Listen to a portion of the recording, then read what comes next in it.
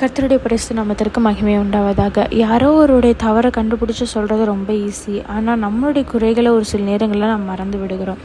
ஒருவேளை நம்ம பிறரை கடினமாக நியாயம் தீர்க்கும்போது ஆண்டவராகிய தேவனுடைய இரக்கத்தை நம்ம மறந்து விடுகிறோம்.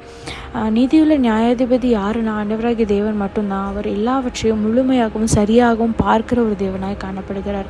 அதனால தான் ஆண்டவராகிய இயேசு மத்தேயு 7:1 சொல்லுகிறார், நீங்கள் குற்றவாளிகள் என்று தீர்க்கப்படாதபடிக்கு மற்றவர்களை குற்றவாளிகள் என்று தீர்க்காதிருங்கள் அப்படின்னு சொல்லிட்டு. ஸோ மற்றவங்களை குற்றவாளின்னு சொல்கிறதுக்கு பதிலாக ஆண்டவருடைய அன்பையும் பொறுமையும் ஆண்டவர் நம்மளுக்கு கொடுத்த இரக்கத்தையும் நம்ம காட்டும்போது அந்த இடத்துல ஆண்டவருடைய நாமம் மகிமைப்படும். ஸோ பிறரை குற்றவாளின்னு தீர்க்கிறத விட்டுட்டு ஆண்டவர் நம்மளுக்கு கொடுத்த இரக்கத்தை நம்ம பிறருக்கு காட்டும்போது அந்த இடத்துல ஆண்டவர் நாமம் மகிமைப்படும். ஸோ பிறரை குற்றவாளின்னு பார்த்தோன்னே அவங்களை குற்றவாளின்னு தீர்க்காமல் ஆண்டவருடைய அன்பை காட்டுங்க. அந்த இடத்துல ஆண்டவராகிய தேவன் உங்கள் வாழ்க்கையை மாற்ற அவர் போதுமான தேவனாக காணப்படுகிறார். அவங்களுடைய வாழ்க்கையும் மாறும். உங்கள் வாழ்க்கையிலும் ஒரு ஆசீர்வாதத்தை ஆண்டவர் கொடுப்பார். கர்த்தர் தாமே உங்களை ஆசீர்வதிப்பாராக. ஆமென்.